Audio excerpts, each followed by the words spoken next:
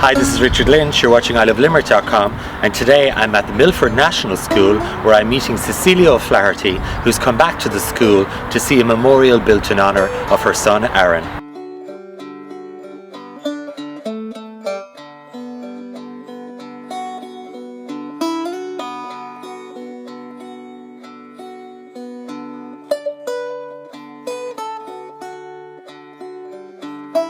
So how does it feel to come back to this school now that Aaron is not here, but he is here with the memorial? How does it feel to come back?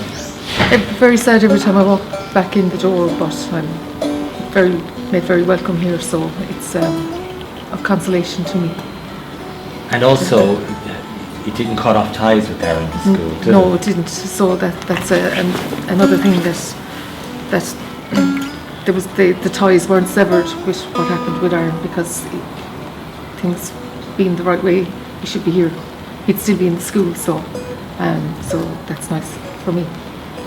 And you can come here and you can experience part of him here, can't you? Because everyone was very, very fond of him here. They all loved him, you know. Infamous would probably be another word for Aaron, I would say. Yeah. And his bag, his rolly bag. So I got to know all his teachers very well with all the extra visits. Hi Richard, you're very welcome to Milford School in our central courtyard, and we use this space for children to have time out. We especially remember Aaron O'Flaherty through our copper memorials, Cruinniú na Grán. It is a special place where we come to recharge and re-energise. So Siobhan, can you tell me a little bit about the memorial that you built in honour of Aaron? Well, this is a memorial obviously to Aaron, and it is central to his character, the Naughty Bear, which was his story in the book More Tall Tales, which we were involved with University of Limerick for their 40th year celebration. After Aaron passed, we felt the great need to remember him, but in a way that the children would be involved as well. So Aaron's character in the story was the Naughty Bear, and his mum Cecilia made the balloon also. All the children in the story chose their favourite character to live in imaginary woodland with the Naughty Bear. They designed their characters with Mark Wilson, who was the Copper Project So worker. the kids in the primary school each designed one of the characters Absolutely. from the story. And because we wanted to be a whole school community event, we invited parents, we invited Cecilia, we invited the teachers and staff who were all affected by his passing, and it is all represented in this beautiful copper piece. And the kids actually hammered out all the copper themselves and designed all the animals. Yes. So it was kind of like a creative healing process for all Absolutely. the children after Aaron's loss. There was a lot of banging on wooden blocks, and it was very therapeutic. In fact, the children themselves came up with the design, and Mark, they just listened to them to hear their thoughts, and eventually he put it together. After he passed away, you set up Honouring Aaron, which is an organisation that raises money for Temple Street and Limerick Children's Charities. Why did you choose to do that? Well, to be brutally honest, it's my family and friends started it. It was more, I'd say, like the memorial here.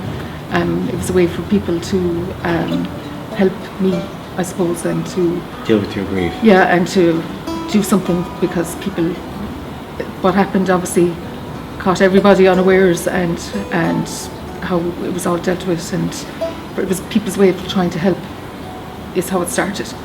And then it just grew with your good self and everybody else, and the support we've had from everybody around Limerick. So Aaron, because in case people don't know, he passed away in an accident. Yeah. What would you like to do with Honouring Aaron moving forward? You want to help people, don't you? Yeah, and the children's charities more so. There's since what's happened with Aaron, I've been introduced to a whole other community, which is the charity community, which I knew was there, but not to the extent it was there. You work with Limerick Civil Defence, Yes, so you're yeah. aware. Yeah, I was aware of charities, but not to the extent of how many, and and how most charities are created by.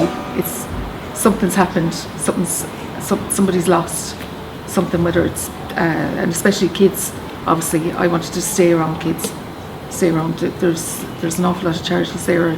I needed to stay around kids and help other kids. Erin, you were talking to me about how you helped all the other kids in Aaron's class deal with their grief.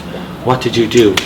Yeah, well, I suppose you can only attempt, and you can only try and make these kind of efforts. But I mean, obviously, Aaron's accident involving the water in County Clare.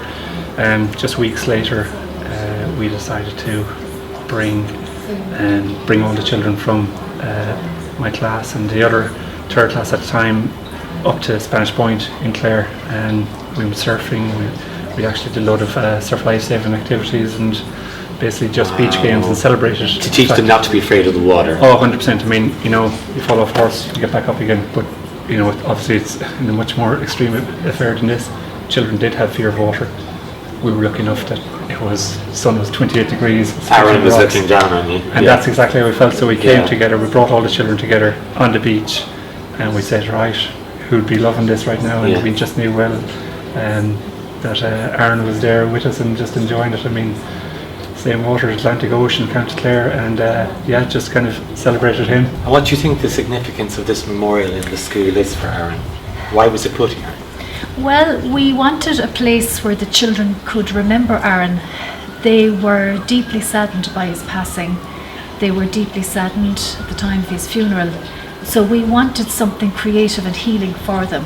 And this courtyard, we find, is quite a healing space for them. And it's because it's such a tactile piece as well, the children do like to touch it. Yeah. And it glows in the sunlight, which sort of radiates energy and light and positivity.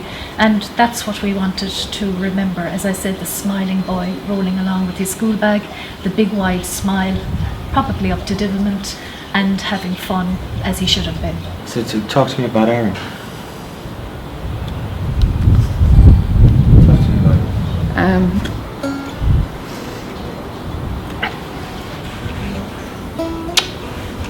You're very brave, you know that? Yeah. And you're doing great stuff as well for charities in Limerick. You should be so proud of yourself. And I know it's not easy, but you want to help other people, don't you? Yeah. It's coming up to Aaron's 3rd anniversary. It's his birthday next week, so he should be turning 12.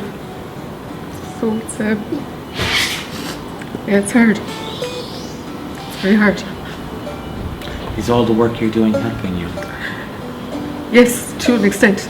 Yeah. Yeah. It is to an extent. Yeah. It's maybe the day before I'm not so pleasant to be around because the stress levels rise. But when it's there and happening and it's over, it's a build up. It's not just me. It's everybody who's been involved with it. It's all the bag packing. It's all the people entering the Great Limerick Run. It's people saving their blue tokens for Tesco. It's raffles. It's brought so much good out of yes, people. It is. Yeah, and another good thing for me, if it's a bit selfish, anytime we organise something now, I get all my friends together. So it's a way bringing a community together. It is. Yeah. So in honour of Aaron. and It's pretty amazing. and it's very supportive for me as well. This is Richard Lynch. You've been watching ilovelimerick.com. This is the amazing Cecilia O'Flaherty from the organisation Honouring Aaron in honour of her son Aaron O'Flaherty. We'll see you soon.